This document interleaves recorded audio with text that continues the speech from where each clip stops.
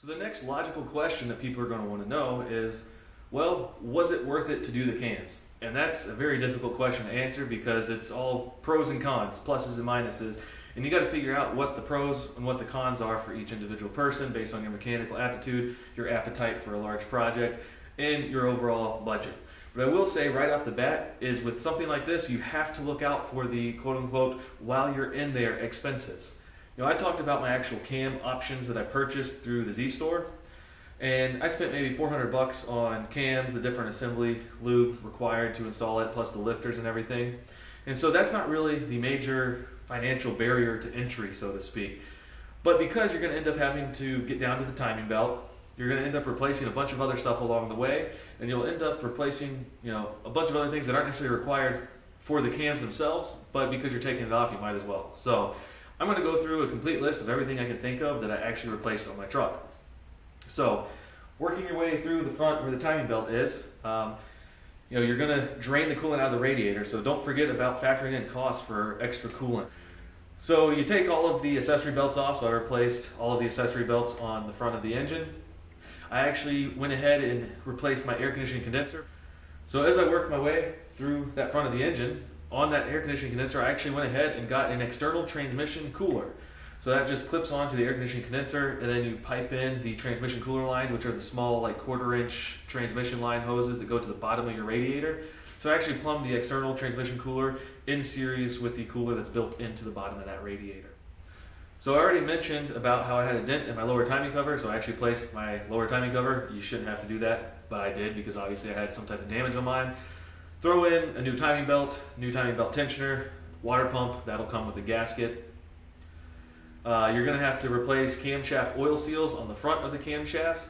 While I was in there with the cam backer plate off, you might have noticed in the video earlier there's a rubber bypass hose. This is the coolant hose that goes from the back of the thermostat, and I think it routes into the lower intake manifold.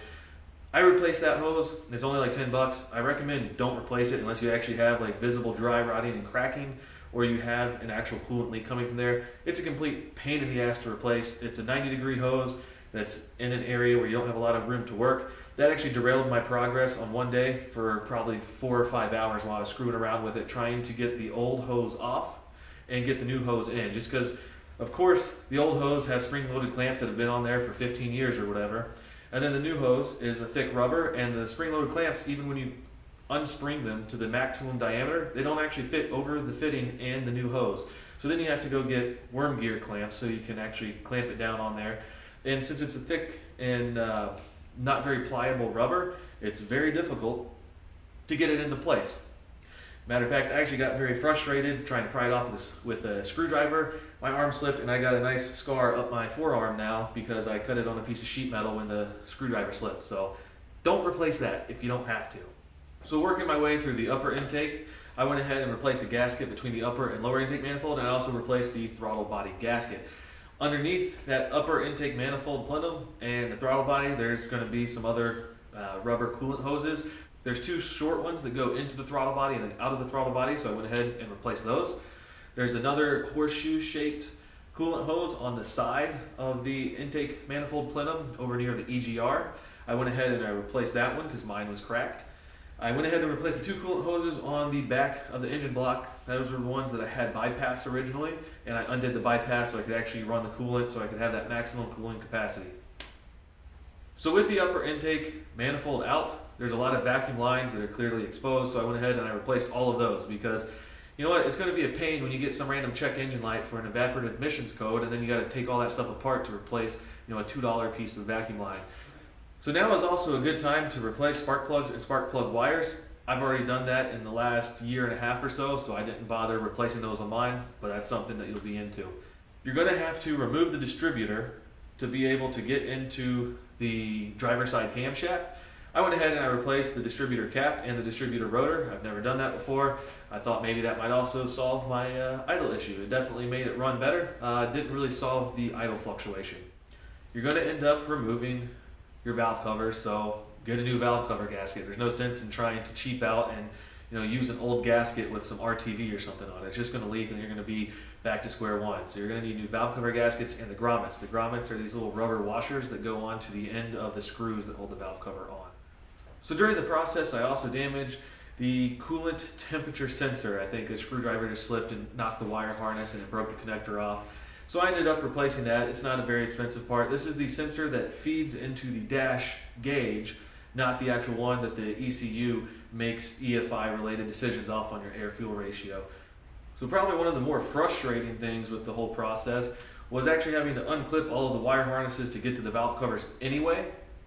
And so I actually broke a connector off of an oxygen sensor. So I ended up having to replace the oxygen sensor.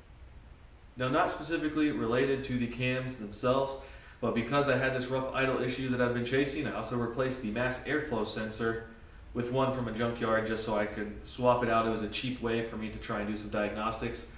But that was something else that I had to replace.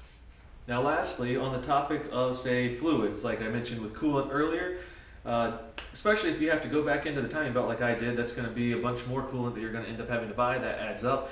You do a break-in oil change, so you're going to end up doing 2 oil changes, so that's an extra $100 or so in oil and filters and stuff that you'll end up buying. So all this stuff does add up. I think I spent, when it's all said and done, over $1,000 on all of this work. Now, of course, it's not all related to cams. There's a lot of stuff that was general maintenance that probably needed to be done anyway, and that's basically how I rationalized it. This is also assuming that you don't have to go out and buy specific tools like an impact wrench to be able to get the crankshaft bolt off, or going to go rent tools from AutoZone. I'm not counting those in the cost here, even though that was $100 or so at a time, but you get your money back. So it all adds up. It's definitely a lot of work, and it definitely gets pricey with all of these other miscellaneous parts that you can put in while you're in there. Now, like I said, you can try and cheap out on it and cut some things out here and there. There was definitely some things that I did that were optional, but at the end of the day, while you're in there, you might as well. It's going to be more difficult to go back and redo all the work if you have a problem later on. So hopefully, all of this maintenance is a nice 100,000 mile tune-up, which is where my truck's at right now, and hopefully I won't have to touch any of this stuff, for the rest of the life of the vehicle. So, was it all worth it? Well, I'm going to just kind of highlight some things to consider. The pros of it is that, one, it's a unique mod. Not everybody's going to have it, so if you're into modifying vehicles, definitely gives you some bragging rights. You can post a YouTube video and brag about it to everybody and make yourself sound really cool. That's why we modify vehicles, right? Is to put our own little personal touch onto our vehicles so we can say it's different from everybody else. It's the one mod that will actually give you, noticeable power that's not quite as invasive of going with, forced induction, custom engine builds and things like that. So it is something that is relatively drop-in that will actually make a noticeable difference on your vehicle. Another pro that I'll say is that it's a very large and big task to undertake. And I say that as a pro because I enjoy mechanical things. I enjoy working on trucks. I enjoy using my tools that are in my garage here. So the fact that it was a big project, it was also, I say, a con that it was a large project and a lot of work. But it's also a pro in the sense that it gives you a sense of satisfaction when it's all said and done. On the con side, like I said already, I touched on the cost. It is expensive. The while you're in there additions with all the other equipment, it's not going to be a cheap modification. It's a lot more than just the cost of the cams. That being said, you can also rationalize the cost by saying, well, my vehicle has 100 or 150 or 200,000 miles on it. It already has a leaking valve cover gasket, so while I'm in there, I might as well do the cams. See what I did there? So the fact that you're doing a lot of this extra work and extra money with putting the cams in can be kind of rationalized somewhat because you're doing a lot of maintenance that should kind of reset the clock, so to speak, on your vehicle for another 100,000 miles or so with some of the leaking gaskets and coolant hoses and things like that. Another con with this type of install is again that it's very invasive. You really need to understand what you're doing, and you need to be comfortable with your ability to troubleshoot things after the install. Like I said, I had a pretty good game plan going in. I felt very comfortable with the install. I kind of knew what I was getting into, but I still ran into trouble. A lot of it was due to things like rushing and frustration, where I was just kind of trying to get it back together as fast as possible and I made some stupid mistakes. That being said, it's definitely a risk that you got to take into account. You know, it's not like putting in an eBay cold air intake and then you have a rough idle or whatever and then you can just swap it out in 30 minutes or so. This is something where it's like, I'm definitely committed now. I am not going back into this engine. I am not going to even think about taking these cams out. They're stuck there because I'm not doing this again. So one other con that I'll throw onto the end of the list is similar to the topic of it's a big install. It's a lot of work. But it takes a very long time to be able to get this done. The only reason I was able to pull this off on my Xterra is because it's not my daily driver. I've got another vehicle that I drive back and forth to work. So definitely, if the Xterra is your daily driver, I would not recommend taking on this project unless you were just very experienced and know exactly how to do this type of stuff from working on other engines, or unless you just go into maybe a long weekend absolutely 100% committed that you are not going to stop working on this thing until it is done. I obviously ran into some roadblocks, but it took me a long time to be able to do this. Definitely once the frustration set in, it was a lot better to just take a step back and just say, you know what, I got to clear my thoughts and let me figure out what it is that I need to do and go back through and do things the right way. Because obviously I was rushing on the back end and then I messed up some of the install. Luckily, no major engine damage or anything, but definitely something that you need to make sure that you're thinking about is that if you start this on a Saturday, you might not be done by Monday. So in the end, was it worth it? To me, I'd say yes. It's not necessarily a clear victory, but I'd say slightly yes, it was worth it.